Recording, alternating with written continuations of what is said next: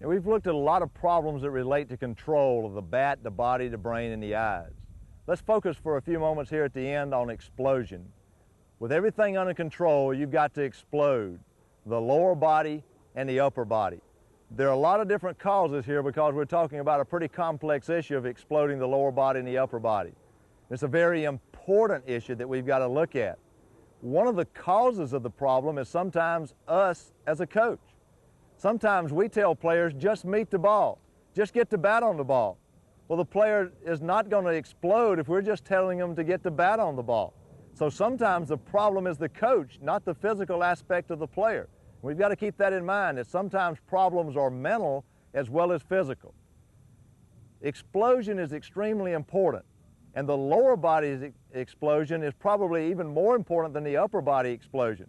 Although a lot of times we seem to dwell on the upper body and really swinging the bat hard. The Soviets did a study several years ago in which they examined elite boxers. And they found out that when a boxer hits another boxer with the right hand, that only about 25% of the force that lands on the opposing boxer's jaw, if that happens to be the location of the punch, came from extending the fist out from the shoulder to the jaw. About 75% of the force was measured to have come from the lower body, from driving off of the back leg and from the trunk rotation. So actually about 3/4 of the force was lower body as related to 1/4 of the force being upper body. Now hitting is not exactly like throwing a punch, but there are a lot of similarities. So probably half to 2/3, maybe even close to 3/4 of the force of hitting a ball comes from the lower body. And we've got to work on that. And we've got to look at hitters and see that they're not doing that. A lot of it comes back to that same item we've mentioned a number of times in this and other videos, the back foot pivot and the rotation of the hips. If you see a player who's not pivoting on that back foot, we've got to do some work.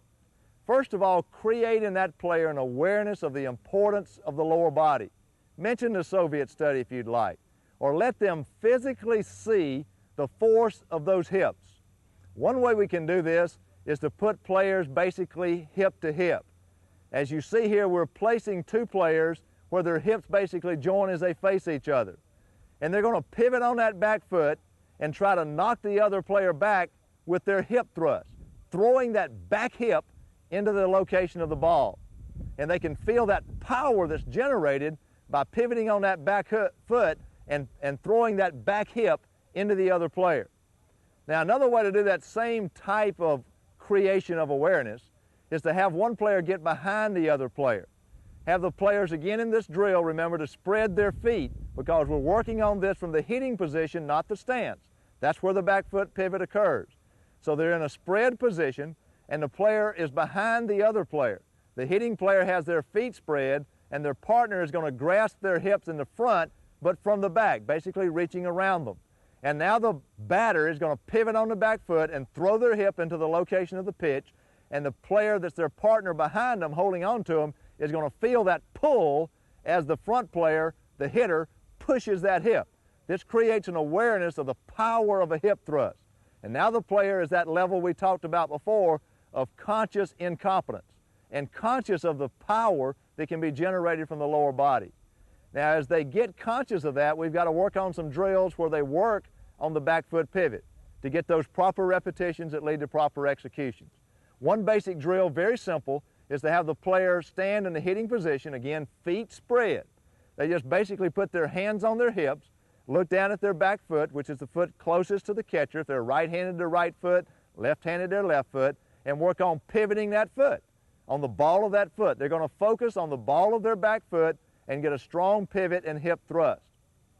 As we continue working on this very important aspect of explosion with the lower body, we add a ball to the drill.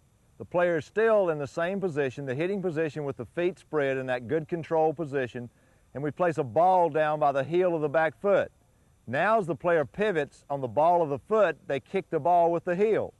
If they were to raise up on their toe, they would pivot over the ball in many cases or get a very weak kick. But with a good back foot pivot and hip rotation, the player now sees the result of that in the ball rolling toward either a partner or the fence, depending upon how you set up the drill. We extend the drill a little bit more now by putting a bat behind the player's back. And they put the bat where the barrel comes out toward the catcher, and they either hold the bat in their elbows or with their hands facing home plate. With a bat behind the back, they line up to a T. And careful here, coaches, you want to line up so that your T is right in the middle of the body. The nose, the belly button, whatever you want to call that, is on the same plane as the T basically. You would like for the T to have a ball on it about waist high and the T to be located, the stem, in the middle area of the body. If the T is out in front, toward the front part of the batter's body, they're going to have to take their weight forward as they pivot. But basically, if the T stem is in the middle of the body, the player will now pivot on the back foot, rotating the hips, and striking the ball with the barrel of the bat. Again, you do this drill with a safety ball or whatever into the fence. Be careful here that you emphasize the back foot pivot and the hip rotation. The player sometimes gets concerned with whether they hit the ball or the tee. The thing that we're working on is lower body explosion, so we're emphasizing the back foot pivot and the rotation of the hips. You might even want to put a soccer or a volleyball on the tee. If they're having problems with the visual aspect of the swing, minimize that by putting a larger ball onto the tee. We then would go perhaps to a drill where they actually hit off of a tee or a ball toss where they explode the back hip by pivoting on the back foot. We have them hit the ball off of the tee, but again focusing on the back foot pivot and the hip rotation. They may miss the ball because they're not emphasizing the visual aspect of the swing. You're watching the foot and you're praising what happens with the foot and the hips. We're working on hip rotation, but it's more realistic, more game-like, because now we're actually physically taking a swing. You could again progress from the tee to the ball toss to the pitching machine or live pitching, again though emphasizing a practicable part, the back foot pivot and the hip rotation. This is where the explosion of the lower body comes from, and when you see problems with lower body explosion, here are some ways that you can solve it. Simultaneous with the explosion of the lower body is an explosion of the upper body. The batter has to take the hands on the knob of the bat and drive those inside while the barrel head of the bat comes flying around. Some of this is caused by that lower body explosion generating a force, but we also got to use that upper body as best we can. We all have seen the players who seem to sweep the bat, to have a slow bat, to loop the swing rather than to drive the hands. We see the result of this as a slow bat. Players cannot pull the ball, they're late swinging and whatever else. Those are the symptoms. The cause could be lower body or could be upper body. Now we've already looked at some lower body problems and what to do about those. The upper body problem can be just as severe with that looping swing and poor hand drive. We want to teach that player to drive those hands inside out so that the barrel head of the bat comes flying around. It's a lot like a player taking a towel. We've seen them do that in locker rooms, and we've done it as kids and maybe as adults, where we kind of roll that towel around and we pop somebody with that towel. Well, the hands move a short distance quickly, but the end of the towel moves a longer distance quickly with force and power and snap and pop. That's the way we want to swing that bat. We're going to move those hands quickly, driving them inside out, and then the barrel head, the end of the bat, like the end of the towel, is going to come flying around. Now, some ways to work at this problem once we see it. The ways to solve it are to get to some drills that create proper repetitions. We create the awareness, and then we work on correcting the problems. We can start with what we call karate chops. And you'll see here in the tape that we've got players as partners. One player has their feet spread in that hitting position and their hands up around their back shoulder as if they have a bat in their hands. The other player stands facing them and extends their hand out holding a glove with the back side of it for the player to snap and pop their hands at. Now you'll see the player explode those hands, not just tap the glove, but from the shoulder area with one hand at a time, extend the hand very quickly, much like a karate chop, and pop that glove. It's a very good way to focus on the basic explosion of the hands. We now progress to some tee drills.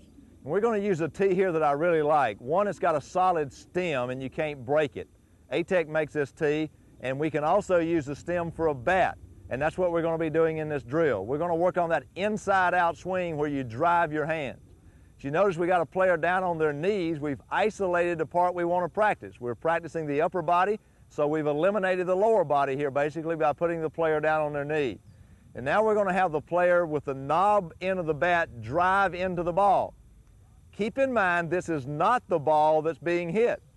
The ball that would be hit, we'll see later in another drill, is a little farther out from this ball. We're practicing on driving the hands, but we've got a target to drive to, much like we did the glove and the karate chop. With one hand at a time or with both hands, we can alternate this and progress from one to another. We need to learn to drive the hands inside of where the ball would be. And our target in this drill is the ball, as you watch the players drive their hands forcefully to the ball. We extend the drill now to a double ball situation, using a multi-tee, again by ATEC, with a couple of different stems on it.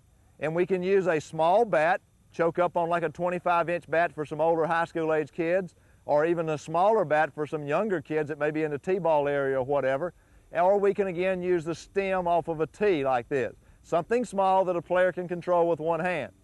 Now we're going to do something a little bit different. We're not only going to knob or drive, we're also going to swing, because you want to work on the barrel hitting the ball, not the knob of the bat. That's what happens in a game. So now we're going to knob the first ball, the one that's closest and inside, and hit the second ball, the one that's farther away from you.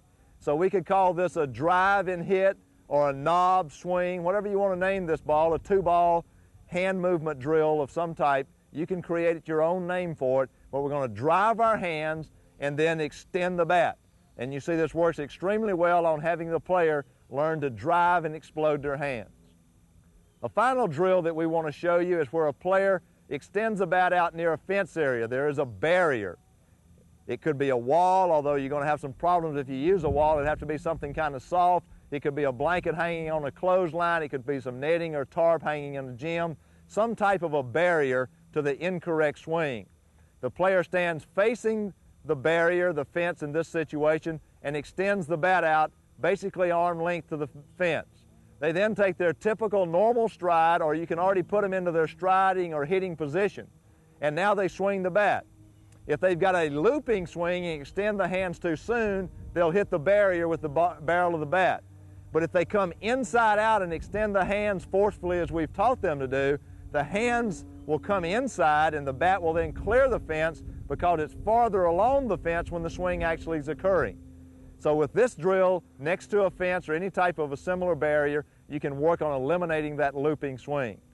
Remember to work on the explosion of the lower body and the upper body. Look for the causes. It could be lower body when you're not exploding. It could be upper body when you're not exploding. And there's multiple types of causes for these different symptoms. Try to identify those causes and then work on the specific drills, the medicine if you want to call it that, to correct the problem.